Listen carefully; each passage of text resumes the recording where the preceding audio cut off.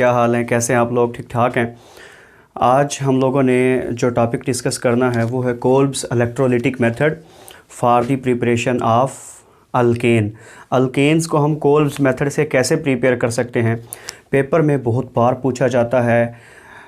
Long question chapter 8 से अगर बनना हो तो कोल्ब्स का कोई भी मेथड अल्कीन के लिए, अल्काइन के लिए या अल्केन के लिए पूछ लिया जाता है, तो हम उसी को डिस्कस करते हैं।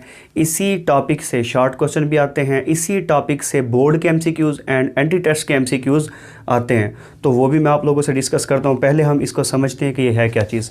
Kolbe's electrolytic method. देखिए, इलेक्ट्रोलिटिक मेथड से हमें बात समझ में आ रही है कि इलेक्ट्रोलिटिक सेल में परफॉर्मेंस इसकी की जाएगी, क्योंकि इलेक्ट्रोलिटिक मेथड है तो इसका मतलब इलेक्ट्रोलिटिक सेल में हो गई। Kolbe's electrolytic method for the preparation of alkanes. इसको हम करते कैसे हैं? From decarboxylation of monocarboxylic acid. यानी कि अगर हमें अल्केन को प्रिपेयर करना है तो हमने क्या करना है? D carboxylation. कार्बोक्सिलेशन का मतलब होता है एडिशन ऑफ कार्बन डाइऑक्साइड, और डी कार्बोक्सिलेशन का क्या मतलब हुआ? डी मतलब निकाल देना। डी कार्बोक्सिलेशन, कार्बन डाइऑक्साइड को निकालना है। कहाँ से? From monocarboxylic acid. कोई भी कार्बोक्सिलिक एसिड लें जिसमें सिर्फ एक कार्बोक्सिल ग्रुप हो, ठीक है, एक कार्बोक्सिलिक ग्रुप हो, तो वो उससे हम लोगों ने कार्बन डाइऑक्साइड को निकाल देना है, ठीक है। यहाँ से पेपर में एक शॉर्ट क्वेश्चन आ जाता है, मैं साथ के साथ कन्वेरियंस भी आपको बता दूं कि how can you convert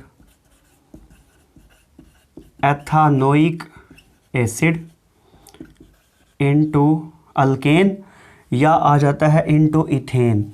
ethanoic acid को इथेन में कन्वर्ट करना। तो देखो, कोल्ब्स इलेक्ट्रोलिटिक मेथड में हम कहते हैं कि सबसे पहले हम लोगों ने कोई मोनोकार्बोक्सिलिक एसिड ले लेना है। हम लोगों ने एसिटिक एसिड या इसका आईयूपैक नेम एथानोइक एसिड ले लिया, और उसका हम लोगों ने किसी भी बेस से रिएक्शन करवा के उसका कोई साल्ट बना लेना है। हम किसी भी बेस, यानी कि हम सोडियम हाइड्रोक्साइड से या पोटाशियम हाइड्रोक्साइड, जो कि थोड़ी सी कंसनट्रेटेड हैं, इनसे हम इनका रिएक्शन करवा लेंगे, और क्या होगा कि हमारे पास उसका सोडियम होगा तो सोडियम, पोटाशियम होगा तो पोटाशियम, उसका साल्ट बन जाएगा। ये हम लोगों ने सोडियम एसीटेट बना लिया, साथ में बन गया वाटर। अब हम क्या करेंगे? Electrolysis of sodium acetate. Overall reaction में यहाँ पर बता रहा हूँ। हम क्या करेंगे? वो जो हम लोगों ने सोडियम एसीटेट बनाया है उसकी हम इलेक्ट्रोलिसिस करवा लेंगे, ठीक है, इलेक्ट्रोलिटिक सेल के अंदर। तो होगा ये कि इलेक्ट्रोलिसिस के दौरान जो ओवरऑल रिएक्शन होगा वो हमारे पास ये होगा कि एक बॉन्ड यहाँ से ब्रेक होगा और यहाँ से, इसके आप लोगों ने कोल्ब्स मेथड में हमेशा 2 यूनिट लेने हैं, ठीक है। तो यहाँ से जब ब्रेक होगा तो CH3 और बॉन्ड CH3, यानी कि एक इथेन बनेगा, एक इथेन का मॉलिक्यूल बनेगा, दूसरा CO2, साथ में हमारे पास कार्बन डाइऑक्साइड बनेगा क्योंकि हम डी कार्बोक्सिलेशन पढ़ रहे हैं।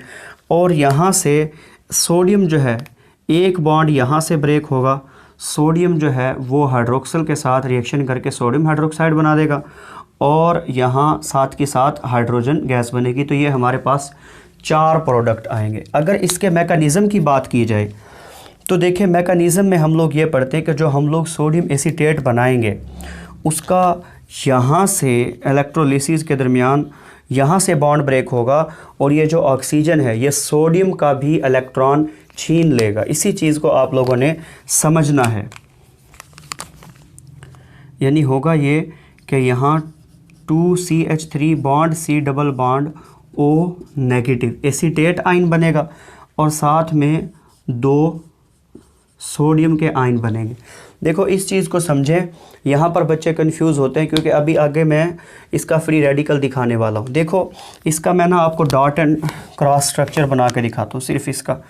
देखो, ये इस तरह की चीज़ थी, CH3 bond C double bond O, ठीक है। ऑक्सीजन के वैलेंस शेल में कितने इलेक्ट्रॉन होते हैं? 6 ग्रुप का मेंबर है तो 6 इलेक्ट्रॉन होंगे, ठीक है। ये ऑक्सीजन का पहला, दूसरा, तीसरा, चौथा, पाँचवा और ये छठा। ऑक्सीजन के 6 मैंने वैलेंस के इलेक्ट्रॉन बना दिए। कार्बन के भी बना दो। कार्बन का पहला, दूसरा, तीसरा, चौथा, ये कार्बन के 4 बना दिए, ठीक है। अब ऑक्सीजन ने अपना ऑक्टेट कैसे पूरा किया हुआ था? इसके 2, 4, 5, 6 और एक 7, एक तो इसने इलेक्ट्रॉन शेयर किया हुआ था कार्बन के साथ, तो इस तरह इसके पास 7 इलेक्ट्रॉन थे। और साथ में यहाँ पर लिखा हुआ है हम लोगों ने सोडियम, यानी जब इसने सोडियम से बॉन्ड बनाया था तो आप यूँ समझें कि एक इलेक्ट्रॉन सोडियम के जो वैलेंस शेल में था वो इस तरह से, यानी कि यहाँ पर इस तरह से ऑक्सीजन की वैलेंसी पूरी हो रही थी। 2, 4, 5, 6, 7, 8 और ऑक्सीजन के वैलेंस शेल में 8 इलेक्ट्रॉन थे। हुआ क्या, इलेक्ट्रोलिसिस के दरमियान जब बॉन्ड की ब्रेकेज हुई तो ऑक्सीजन ने, जो सोडियम ने ऑक्सीजन के साथ इलेक्ट्रॉन अपना शेयर किया, तो ऑक्सीजन ने उसका इलेक्ट्रॉन छीन लिया और उसे बगैर इलेक्ट्रॉन के जाने दिया, यानी कि फिर 2 यूनिट थे तो 2 Na पॉजिटिव हो गए और ऑक्सीजन पर आ गया नेगेटिव चार्ज। क्यों आया यहाँ पर नेगेटिव चार्ज? क्योंकि इस सूरत में ऑक्सीजन के पास एक एक्स्ट्रा इलेक्ट्रॉन है जो कि सोडियम वाला है, यानी ये चीज़ हमारे सामने यहाँ इस वक्त नज़र आ रही है। CH3 bond C double bond O negative. ये नेगेटिव किस वजह से है? ऑक्सीजन के अपने कितने इलेक्ट्रॉन हैं? 1, 2, 3, 4, 5 और एक ये 6 और एक जो इसने कार्बन के साथ शेयरिंग की हुई है। कार्बन के मैं अगेन शो करवाता हूँ, 1, 2, 3 और ये 4, ठीक है। अब इसके ऊपर नेगेटिव चार्ज क्यों आता है? क्योंकि सोडियम का जो एक इलेक्ट्रॉन इसने छीना हुआ है। अब जो कि सोडियम का जिसने छीना हुआ इलेक्ट्रॉन है तो इसीलिए हम इस पर यहाँ नेगेटिव चार्ज शो करवाते हैं। अब होता क्या है अगले ही स्टेप में? अगले ही स्टेप में ये होता है कि एनोड, इलेक्ट्रोलिटिक सेल में 2 आपके पास इलेक्ट्रोड होते हैं, एनोड एंड कैथोड। एनोड पर होता है पॉजिटिव चार्ज और कैथोड पर नेगेटिव। अब सॉल्यूशन के अंदर जो नेगेटिवली चार्ज्ड आयंस हैं वो एनोड की तरफ भागना शुरू कर देंगे। और आपको पता है एनोड पर क्या होती है हमेशा, चाहे गैल्वानिक सेल हो चाहे इलेक्ट्रोलिटिक सेल हो, एनोड पर हमेशा ऑक्सीडेशन होती है, ठीक है। तो एनोड पर हो जाएगी ऑक्सीडेशन और एनोड पर ऑक्सीडेशन के नतीजे में होगा क्या कि ऑक्सीजन के पास जो एक्स्ट्रा इलेक्ट्रॉन थे वो ये एनोड पर आके अपने रिलीज़ कर देगा और इस पर एक फ्री रेडिकल आ जाएगा। 2CH3 bond C double bond O oxygen और यहाँ पर इस पर आ जाएगा एक फ्री रेडिकल। 2 यूनिट हैं तो 2 यूनिट 2 इलेक्ट्रॉन को रिलीज़ करेंगे। अच्छा जी, अब बात यह है कि यहाँ पर फ्री रेडिकल क्यों आया? देखो फ्री रेडिकल होता क्या है। फ्री रेडिकल होता क्या है? Odd number of electron. Odd number of electron 1, 3, 5, 7, 9 तादाद में ऑड नंबर ऑफ इलेक्ट्रॉन किसी भी एटम्स पर जब होते हैं तो उसे हम कहते हैं कि उस पर फ्री रेडिकल है। जब इसके पास नेगेटिव था, यानी कि अब तो इसके पास 2, 4, 5, 6, एक 7 और एक इसने लिया हुआ 8 थे। जैसे ही ये अपना एक इलेक्ट्रॉन देता है, अभी ज़रा इसके आप इलेक्ट्रॉन काउंट कर ले। CH3 bond C double bond O oxygen. अब ये ऑक्सीजन के 1, 2, 3, 4, 5, 6 और ये कार्बन के, मैं कार्बन के क्यों बार बार दिखा रहा हूँ इसकी मैं आपको अभी लॉजिक बताऊंगा, ठीक है। और अब इसके पास जो एक इसने इलेक्ट्रॉन लिया हुआ था वो तो ये अपना इलेक्ट्रॉन रिलीज़ कर चुका है भाई। जब इसने इलेक्ट्रॉन रिलीज़ कर दिया, अब ज़रा आप इसके वैलेंस शेल के इस ऑक्सीजन के इलेक्ट्रॉन काउंट करें। देखो 1 और एक 2, 3, 4, 5, 6 और एक 7, कार्बन वाला मिला के 7 नंबर ऑफ इलेक्ट्रॉन्स होते हैं। तो इसीलिए हम कहते हैं कि इस पर एक फ्री रेडिकल आ गया। अब फ्री रेडिकल आने से होता क्या है, इस ऑक्सीजन के वैलेंस शेल में हो गए 7 इलेक्ट्रॉन। ऑक्सीजन को ये बात बर्दाश्त ही नहीं होती कि उसका जो है ना वैलेंस शेल इनकम्प्लीट हो, क्योंकि उसकी ऑक्सीजन स्टेट बड़ी ज़्यादा है। ऑक्सीजन स्टेट नहीं, वो इलेक्ट्रोनेगेटिविटी। ऑक्सीजन से तो ये बात बर्दाश्त ही नहीं होती कि उसके वैलेंस शेल में 7 इलेक्ट्रॉन्स आ जाए। अब ऑक्सीजन क्या करता है, ऑक्सीजन इस कार्बन को ना पैगाम भेजता है कि आपके पास टोटल कितने इलेक्ट्रॉन है। कार्बन कहता है 4 इलेक्ट्रॉन है, मैंने 4 ही बॉन्ड बनाए हुए। तो ऑक्सीजन कहता है 1 इलेक्ट्रॉन तो आपने मेरे साथ शेयर किया हुआ। कार्बन कहता है हाँ। दूसरा किसके साथ शेयर किया हुआ? वो कहता है 2 और भी ऑक्सीजन के साथ है। एक और किसके साथ शेयर किया? वो कार्बन, नेक्स्ट कार्बन के साथ। अब होता क्या, ऑक्सीजन कहती है कि वो जो आपने नेक्स्ट कार्बन से शेयर किया है वो आप मेरे साथ शेयर करें।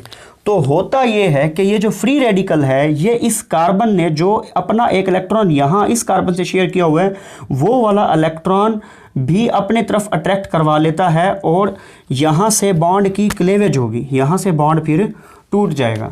यानी मैं इस स्टेप को यहाँ लिखता हूँ। अब होगा क्या, यानी कि अब ये वाला जो इलेक्ट्रॉन देखो CH3 bond C double bond O। अब देखो यहाँ पर जो इलेक्ट्रॉन था ना, जो यहाँ पर था, अब वो यहाँ पर नहीं रहेगा, बल्कि वो यहाँ की बजाय वो आ जाएगा यहाँ, और आगे होगा ऑक्सीजन। ऑक्सीजन का 1 2 3 4 5, एक तो इसने यहाँ इस कार्बन से शेयर किया ही हुआ था, एक जो इसका ये वाला इलेक्ट्रॉन था ना, ये वाला यहाँ से उठ के यहाँ आएगा और यहाँ पर बॉन्ड बनाएगा।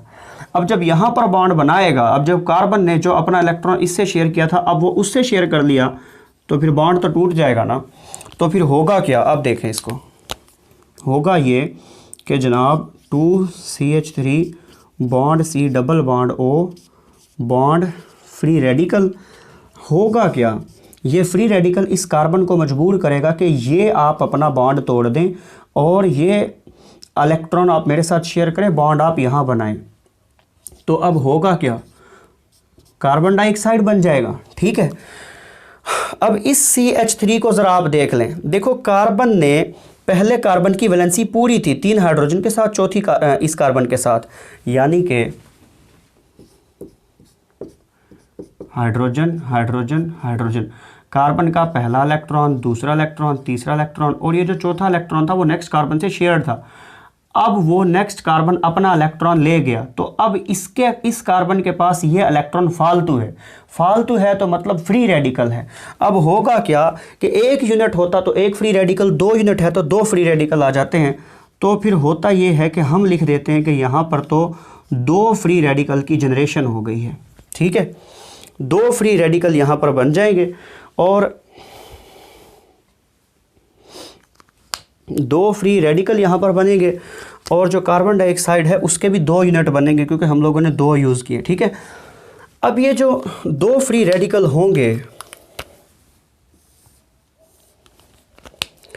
फ्री रेडिकल एक ऐसी चीज़ है, वो एक खुद भी अनस्टेबल है। अब जब कार्बन के पास दो फ्री रेडिकल हैं, वो आपस में मिलते हैं ताकि वो मुकम्मल हो जाए। CH3 एक फ्री रेडिकल और CH3 एक फ्री रेडिकल, यानी कि दोनों के वैलेंस शेल इनकम्प्लीट है, यानी कि इसके वैलेंस शेल में 2 4 6 और एक साथ जो नेक्स्ट CH3 है उसके भी इसी तरह से सारे, तो वो आपस में फिर फ्री रेडिकल जो है आपस में बॉन्ड बना लेते हैं, और इस तरह से हमारे पास इथेन की फॉर्मेशन हो जाती है। इसे हम कहते हैं Kolbe's electrolytic method for the preparation of alkane. ठीक है, हम लोगों ने यहाँ पढ़ा है एनोड। एनोड पर क्या हो रहा है, देखो कैथोड पर क्या होगा, एट कैथोड।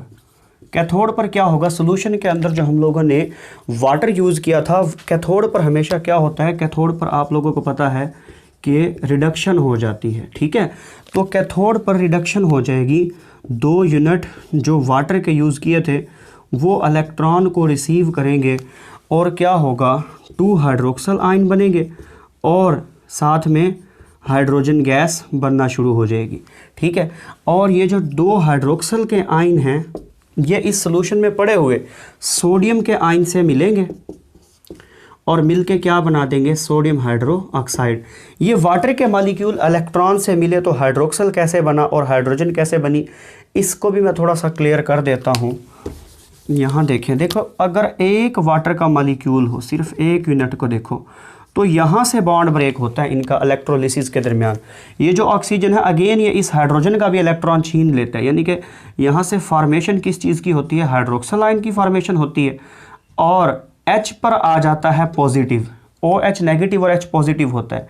जब हम कहते हैं कि ये इलेक्ट्रॉन गेन करते हैं तो इसका मतलब है कि वो हाइड्रोजन इलेक्ट्रॉन गेन कर रहा है, और अगेन जब एक हाइड्रोजन एक इलेक्ट्रॉन गेन करेगा तो भाईजान क्या होगा, हाइड्रोजन के पास 1 इलेक्ट्रॉन आ जाएगा, वो तो फिर फ्री रेडिकल बन गया। हाँ जी, 2 यूनिट होते हैं, यानी कि एक और करके आप देख लें, वो एक और इलेक्ट्रॉन गेन करा तो 1 हाइड्रोक्सल आयन बना और साथ में H पॉजिटिव। ये भी जब इलेक्ट्रॉन गेन करता है तो 2 फ्री रेडिकल हो जाते हैं। ओवरऑल हम यूँ लिख देते हैं कि 2HOH, 2 वाटर के मॉलिक्यूल जब 2 इलेक्ट्रॉन गेन करते हैं तो 2 हाइड्रोक्सल आयन बनते हैं, और 1 फ्री रेडिकल और 1 फ्री रेडिकल ये मिलके हाइड्रोजन बना देते हैं। ठीक है, तो इस तरह से हमारे पास हाइड्रोजन गैस बनती है। ये हमारे पास ओवरऑल रिएक्शन है। उम्मीद है आप लोगों को समझ आ गई होगी। इस रिएक्शन की कुछ लिमिटेशंस हैं और एंट्री टेस्ट में इससे कुछ बड़े ज़बरदस्त किस्म के क्वेश्चन पूछे जाते हैं, वो मैं आप लोगों से डिस्कस करता हूँ। उससे पहले आप इस सारे लिखे हुए का स्क्रीनशॉट ले लें या इस तो अभी हम लोगों ने डिस्कस किए थे इसका total overall mechanism and fully इसकी प्रिपरेशन। नेक्स्ट हम लोग डिस्कस करने लगे हैं लिमिटेशंस। तो देखो कोल्ब्स इलेक्ट्रोलिटिक मेथड जो है उसकी लिमिटेशंस ये हैं कि only suitable for the preparation of symmetrical alkane. Kolbe's electrolytic method से हासिल होने वाली जितनी भी अल्केन्स होती हैं वो सिमेट्रिकल होती हैं। सिमेट्रिकल अल्केन्स कौन सी होती हैं?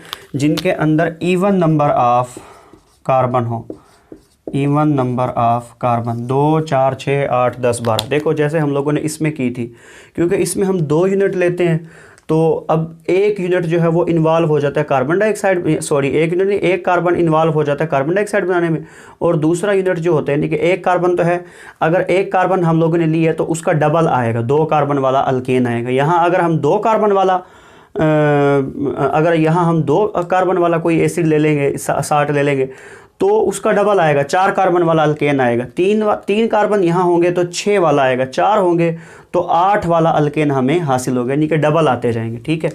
नेक्स्ट, इससे सिर्फ सिमेट्रिकल अल्केन हासिल होते हैं, अनसिमेट्रिकल नहीं होते। एक तो ये limitation. Next, methane can not be prepared by this method. इस मेथड से मीथेन प्रिपेयर नहीं हो सकती, क्योंकि मीथेन प्रिपेयर करने के लिए हमें क्या चाहिए होगा? हमें चाहिए होगा H bond C double bond OH, formic acid.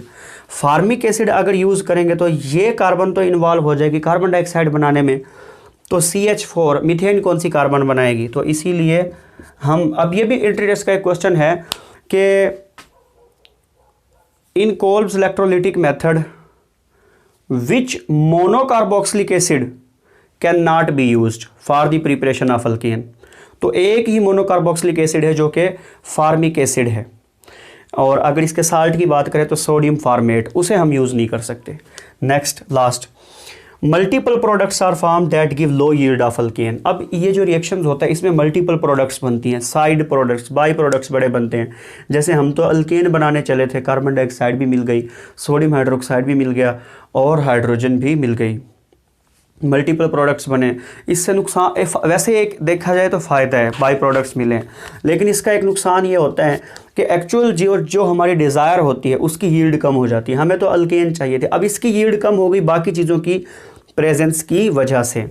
Entry test का एक बड़ा यहाँ से इम्पोर्टेंट क्वेश्चन है।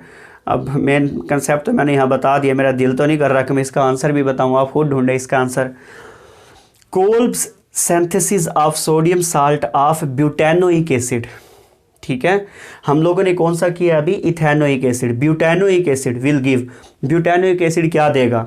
इथाइलिन देगा, नॉर्मल हेक्सेन देगा, ब्यूटेन देगा या प्रोपेन देगा? अब ये आप लोगों ने बताना है। देखो कहता है Kolbe's synthesis of sodium salt of butanoic acid, यानी कि अगर इथेनोइक एसिड की जगह अगर हम ब्यूटेनोइक एसिड यूज़ कर लेते, ब्यूटेनोइक में क्या होगा? 4 कार्बन होंगे, CH3 bond CH2 bond CH2, 3 carbon, और चौथा कार्बन अब आपने CH2 नहीं बनाना बल्कि इसके साथ आप साल्ट बनाएंगे, क्योंकि हमने ओवरऑल ब्यूटेनोइक एसिड बनाना है, और ब्यूटेनोइक का भी हम कोई साल्ट ले लेते हैं, हम सोडियम का कोई साल्ट ले लेते हैं। ठीक है,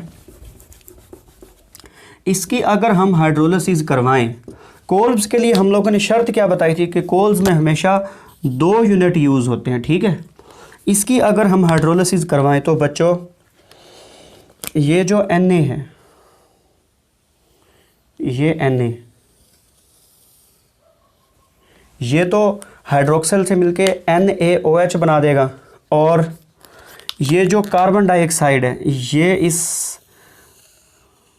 ऑक्सीजन से मिलके कार्बन डाइऑक्साइड बना देगी, और ये जो हाइड्रोजन है 2H जो होंगे, 2H पॉजिटिव बनेंगे, 2 इलेक्ट्रॉन लेंगे, 2 रेडिकल बनेंगे, 1 हाइड्रोजन का मॉलिक्यूल बनेगा। ठीक है, अब देखो बाकी बच क्या जाएगा? CH3 bond CH2 bond CH2, यहाँ पर क्या होगा? CH3 bond CH2 bond CH2 bond CH2 bond CH2 and bond CH3। तो ये हमारे पास एक नॉर्मल हेक्सेन आ जाएगा, तो इसके ऑप्शन में हम लिख देंगे नॉर्मल हेक्सेन। तो इस तरह के क्वेश्चन आ सकते हैं, कोई मुश्किल नहीं है, ज़रूरी नहीं है कि आप हर दफ़ा रिएक्शन ही करेंगे। आपको बस एक सिंपल सी मैंने बात बता दी है कि अगर यहाँ एक कार्बन है तो जो इसका प्रोडक्ट आएगा उसमें 2 आएंगे, अगर यहाँ 2 हो तो 4 आएंगे, 4 हो तो 8 आएंगे। ठीक है, सिंपल सी बात है। फिर भी बेटा अगर कोई बात ना समझ आइए तो आप मुझसे कमेंट सेक्शन में पूछ सकते हैं।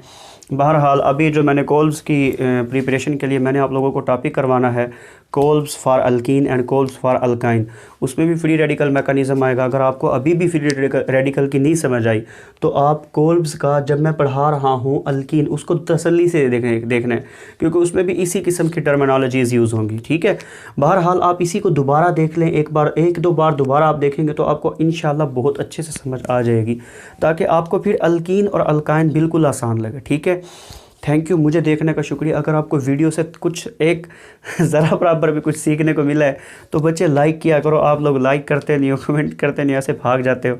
लाइक कमेंट किया करो। शेयर तो मुझे पता है आप लोगों ने नहीं करना, वो तो मैं आपको कहूँगा भी नहीं। लाइक कमेंट कर दो, बड़ी बात है, होता कुछ नहीं है। अप्रिसिएशन की वजह से हमें हौसला मिलता है अगली वीडियो बनाने का। अपनी दुआ में याद रखिएगा। Thank you very much and अल्लाह हाफिज़।